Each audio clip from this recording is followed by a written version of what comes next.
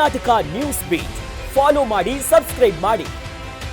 ಕಳೆದ 472 ದಿನಗಳಿಂದ ಇಲ್ಲಿ ಕಂಚಗಾರನಹಳ್ಳಿ ಬೈರಮಂಗಲ ವ್ಯಾಪ್ತಿಯ ಸುಮಾರು 9 ಹಳ್ಳಿಗಳ ನಿಜ ರೈತರು ಅಂದ್ರೆ ಜೀವನೋಪಾಯಕ್ಕಾಗಿ ದುಡಿಮೆ ಮಾಡ್ತಾ ಇರುವಂತಹ, ಕೃಷಿ ಮಾಡ್ತಿರುವಂತಹ, ಅರ್ಧ ಎಕರೆ 1 ಎಕರೆ 2 ಎಕರೆನಲ್ಲಿ ಜೀವನವನ್ನ ಹೈನುಗಾರಿಕೆ ಮೂಲಕ, ರೇಷ್ಮೆ ಬೆಳೆ ಬೆಳೆಯೋದ್ರ ಮೂಲಕ, ತೋಟಗಾರಿಕೆ ಮೂಲಕ ಬದುಕನ್ನು ಕಟ್ಟಿಕೊಂಡಿರುವಂತಹ ರೈತರು ಹೋರಾಟ ಮಾಡ್ತಾ ಇದ್ದಾರೆ. ಇದು ನಿಜಕ್ಕೂ ಬೆಂಗಳೂರಿನ ಮಲೆನಾಡು. ಇದು ಬೇರೆ ಮಲೆನಾಡಿಗೆ ನಾವು ಬೇರೆ ದೂರ ಹೋಗ್ಬೇಕಾಗಿಲ್ಲ. ಬೆಂಗಳೂರಿಂದ ಕೇವಲ 40 ಕಿಲೋಮೀಟರ್ 30 ಕಿಲೋಮೀಟರ್ ದೂರದಲ್ಲಿರುವಂತ ಇಲ್ಲಿ ಬಂದ್ರೆ ಮಲೆನಾಡು ನೋಡ್ದಂಗೆ ಆಗುತ್ತೆ.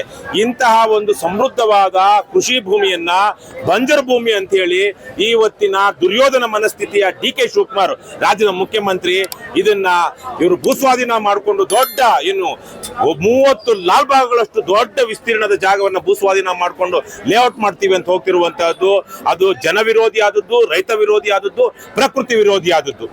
ಈಗ ಬೆಂಗಳೂರಿನ 50 ಕಿಲೋಮೀಟರ್ ಪಾಸ್ಲೆಯಲ್ಲಿ 50,000ರಿಂದ ಲಕ್ಷ ಎಕರೆಗಳಿಗಿಂತ ಜಾಸ್ತಿ ಭೂಮಿಯಲ್ಲಿ ಲೇಔಟ್ಗಳು ಮಾಡಿದ್ದಾರೆ. ಮತ್ತೆ ಖಾಸಗಿಯವರು ಮಾಡಿದ್ದಾರೆ.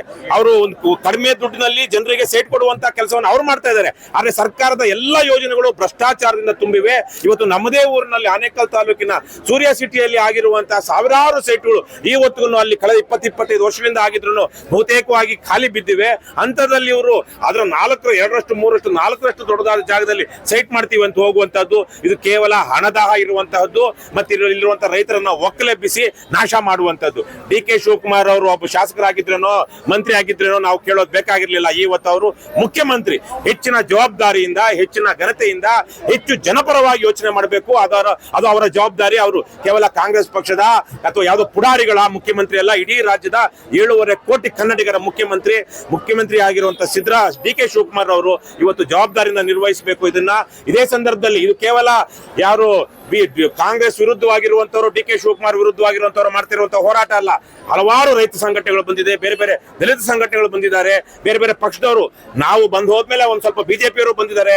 ಜೆಡಿಎಸ್ ಅವರು ಮೊದಲಿಂದ ಈ ಭಾಗದಲ್ಲಿ ಹೋರಾಟ ಮಾಡ್ತಾ ಇದ್ರು. ಇವತ್ತು ಮೈಸೂರಿನಿಂದ, ಹಾಸನದಿಂದ, ಚಾಮರಾಜನಗರದಿಂದ ರೈತ ಹೋರಾಟಗಾರರು ಬಂದಿದ್ದಾರೆ. ಹೀಗೆ 10 ಸಂಘಟನೆಗಳು, ಜನರು ಮಾತಾಡ್ತಿದ್ದಾರೆ. ಸ್ವತಃ ಬಿ ಕೆ ಹರಿಪ್ರಸಾದ್ ಕಾಂಗ್ರೆಸ್ಸಿನ ಇವತ್ತಿನ ರಾಜ್ಯ ಘಟಕದ ಅಧ್ಯಕ್ಷ ಅವರೇ ಹೇಳಿದ್ದಾರೆ, ಕೆಪಿಸಿಸಿ ಅಧ್ಯಕ್ಷ, ರೈತರ ವಿರೋಧ ಇದ್ದು ನಾವು ಇದನ್ನು ಮಾಡೋದಿಲ್ಲ ಅಂತ. ಇದು ದಯವಿಟ್ಟು ಇದು ರೈತರ ವಿರೋಧ ಅಷ್ಟೇ ಅಲ್ಲ, ಇದು ಜನ ವಿರೋಧಿ ಆದದ್ದು, ಪ್ರಕೃತಿ ವಿರೋಧಿ ಆದದ್ದು. ಸುಮಾರು 3 ಲಕ್ಷಕ್ಕಿಂತ ಹೆಚ್ಚಿನ ತೆಂಗಿನ ಮರಗಳಿದೆ, ಅಡಿಕೆ ಮರಗಳಿವೆ, 16,000 ಸಂಖ್ಯೆಯಲ್ಲಿ ಮಾವಿನ ಮರಗಳಿವೆ. ಎಲ್ಲೂ ಖಾಲಿ ಇರುವಂತ ಜಾಗ ಒಂದು 2% 3% ಸಹ ಇಲ್ಲ. ಇನ್ನು ಇವರಿಗೆ ನಿಜವಾಗ್ಲೂ ಟರ್ಷರಿ ಟ್ರೀಟ್ಮೆಂಟ್ ಮಾಡಿ 3 ಹಂತದ ನೀರಿನ ಶುದ್ಧೀಕರಣ ಮಾಡಿ ಅದು ಸುವರ್ಣಾವತಿ ಮತ್ತು ವೃಷಭಾವತಿ ನದಿಯಲ್ಲಿ ನೀರನ್ನ ಹರಿಸಿದ್ರೆ ಇನ್ನೂ ಬಹಳ ದೊಡ್ಡ ಮಟ್ಟದಲ್ಲಿ ಮುಂದಕ್ಕೂ ಸಹ ಇದು ಹೆಚ್ಚಿನ ನೀರಾವರಿ ಆಗುತ್ತೆ. ಅಂತಹ ಒಂದು ಜನೋಪಯೋಗಿ ಜನೋಪಕಾರಿ ಕೆಲಸವನ್ನ ಮಾಡಬೇಕು ಹೊರತು ಡಿ ಕೆ ಶಿವಕುಮಾರ್ ಅವರು ಹಠ ಹಿಡಿಬಾರದು. ಯಾವುದೋ ಕಾರಣಕ್ಕಾಗಿ ಅವರು ಉಪಮುಖ್ಯಮಂತ್ರಿ ಆಗಿದ್ದಾಗಲೋ ಇನ್ನೊಂದು ಆಗಿದ್ದಾಗಲೋ ಅಥವಾ ಸ್ವತಃ ಕುಮಾರಸ್ವಾಮಿ ಅವರೇ ಇದನ್ನು ಯೋಜನೆಯನ್ನ ಚಾಲೂ ಮಾಡಿದ್ರು ಇವತ್ತು ಜನ ವಿರೋಧ ಇರೋದ್ರಿಂದಾಗಿ ಇದನ್ನ ನಿಲ್ಲಿಸಬೇಕು. ಇದು ನಾನು ಆಗ್ಲೇ ಹೇಳಿದಂಗೆ ಪ್ರಕೃತಿ ವಿರೋಧಿ ಆದದ್ದು.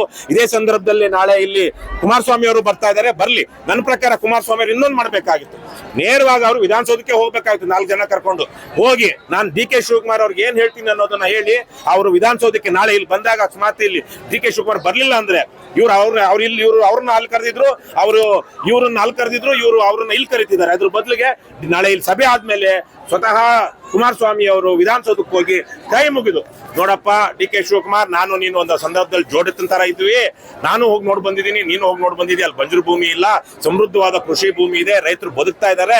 ಹಾಗಾಗಿ ಇದು ಒಳ್ಳೆ ಯೋಜನೆ ಅಲ್ಲ, ನಾನು ಕೈ ಮುಗಿತೀನಿ, ಇದು ಒಳ್ಳೆ ಯೋಜನೆ ಅಲ್ಲ, ಕೈ ಬಿಟ್ಬಿಡು ಇದನ್ನ ಅಂತ ಅಷ್ಟು ಮಾತು ಹೇಳಿ, ಅಷ್ಟೇ ಹೇಳಿ ಬಂದು ಜನಕ್ಕೆ ತಾನು ಡಿ ಕೆ ಶಿವಕುಮಾರ್ ಹತ್ರ ಏನ್ ಹೇಳಿದೆ ಅಂತ ಹೇಳಿದ್ರೆ ಸಾಕು, ಕುಮಾರಸ್ವಾಮಿ ಅವರ ಹವಾನೇ ಬೇರೆ ಆಗ್ಬಿಡುತ್ತೆ. ಡಿ ಕೆ ಶಿವಕುಮಾರ್ ಅವರಿಗೆ ನೈತಿಕ ಒತ್ತಡ ಹೇರಬೇಕು ಇವತ್ತು ಈ ಸಂದರ್ಭದಲ್ಲಿ. ಅದು ಬಿಟ್ಟು ರಾಜಕೀಯವಾಗಿ ನಮ್ ಜಮೀನಿದೆ ನಿಮ್ ಜಮೀನಿದೆ ಅನ್ನೋದ್ರಿಂದ ಏನಂತ ದೊಡ್ಡ ಉಪಯೋಗ ಇಲ್ಲ.